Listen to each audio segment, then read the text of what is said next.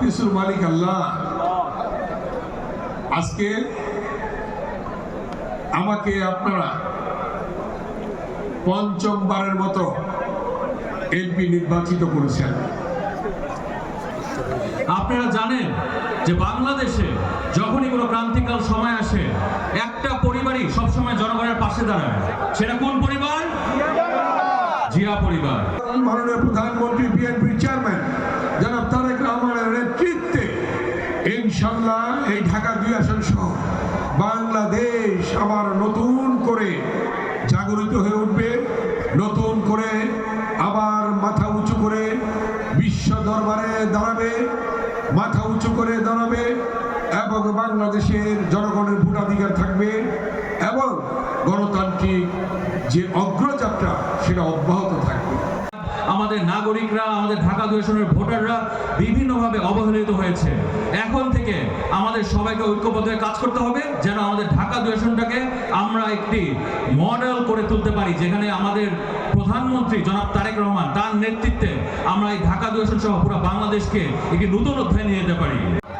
এবারও আমরা মাহে রমজানে ইফতার মাহফিলের আয়োজন করতে পারলাম এবং ঢাকা 2 আসনের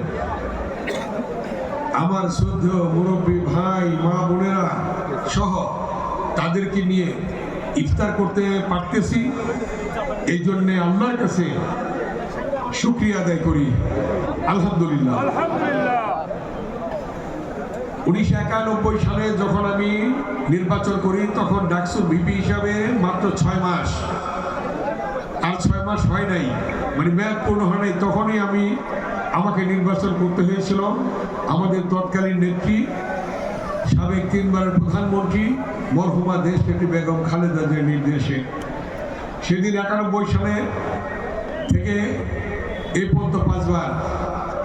91 সালে আমাকে 32,000 ভোট বেশি দিয়েছিলেন আপনারা। এরপরে বার বিনা প্রতিদ্বন্দ্বিতায় তৃতীয়বার 72,000 ভোট বেশি দিয়েছেন, চতুর্থবার 82,000 ভোট বেশি দিয়েছেন, পঞ্চমবারে 84,000 ভোট বেশি দিয়েছেন আপনারা।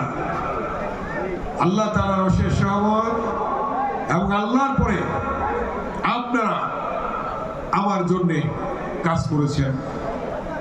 সেই জন্যে আজকে আমার শ্রদ্ধেয় ঢাকা 2 আসনের মুরব্বী ভাই বোনেরা, শুভাকাঙ্ক্ষী, শুভানুধ্যায়ী, সমর্থক, নেতা কর্মী এবং বিএনপি অঙ্গ সংগঠনের নেতা কর্মী, আমাদের মা বোনেরা, আপামর মা বোনেরা সহ যারা আমাকে নির্বাচিত করেছেন তাদের প্রতি আমি কৃতজ্ঞতা প্রকাশ করছি।